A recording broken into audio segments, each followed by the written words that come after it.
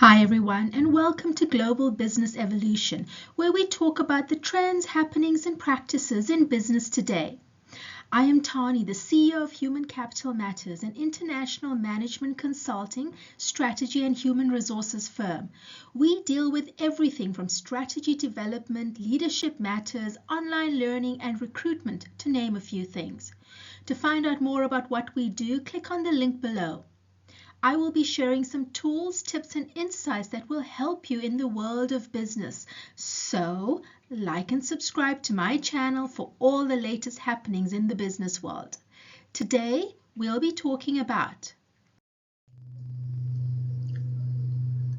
There is an old urban myth that I particularly love.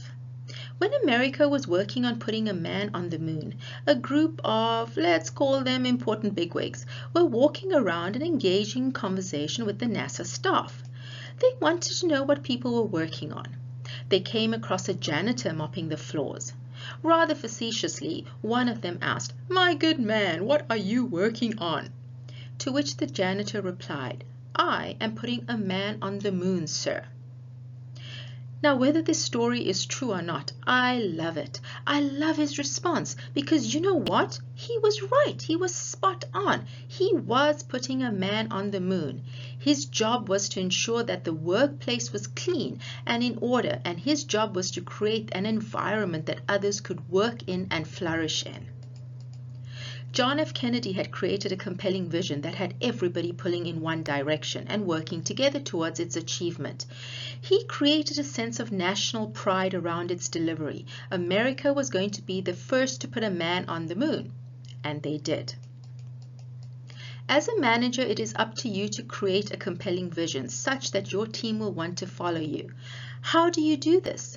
The best way to do this is to co-create it with your team. If they are part of the process and they feel that their ideas and views have been heard and taken into account, they will feel a sense of ownership and will identify with that vision. They will want to achieve it as it is not just your vision, but theirs. Some years ago, I joined a team as an HR director.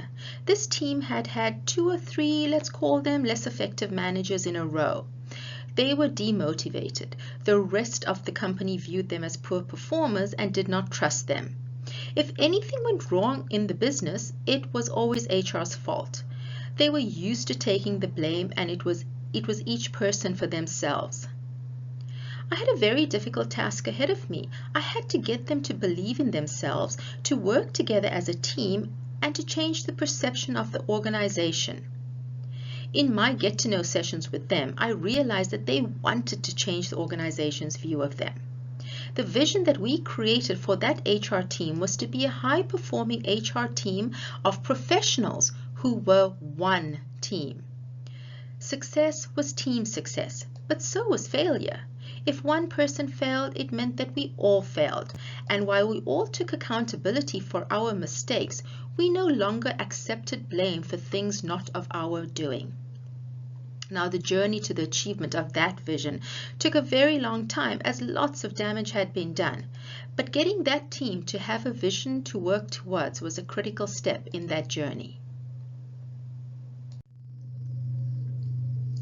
Once you have created a compelling vision for your team, you need to start establishing the team culture. Now, this will in part be guided by the culture of the organization that you are in. However, you as a team can determine what values you want the team to have. Once again, this is something that you co-create with the team. And once these are established, you as the manager need to embody these values and walk the talk. It is important to have team deliverables. Of course, team deliverables are made of individual deliverables, but those individual deliverables must result in the team achieving its goals. Individual success must be a result of team success. In my previous story of the disenfranchised HR team, I needed to get the individuals to work together.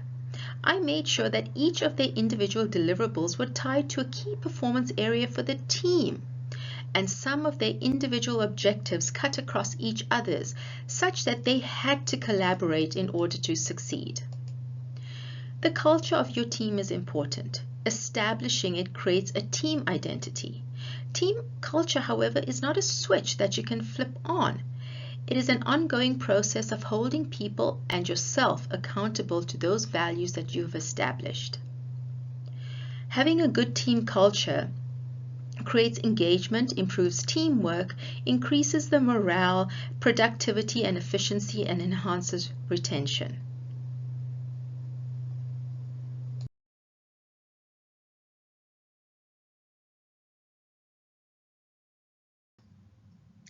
I hope you enjoyed that. I tried to distill my many years of experience into bite-sized chunks.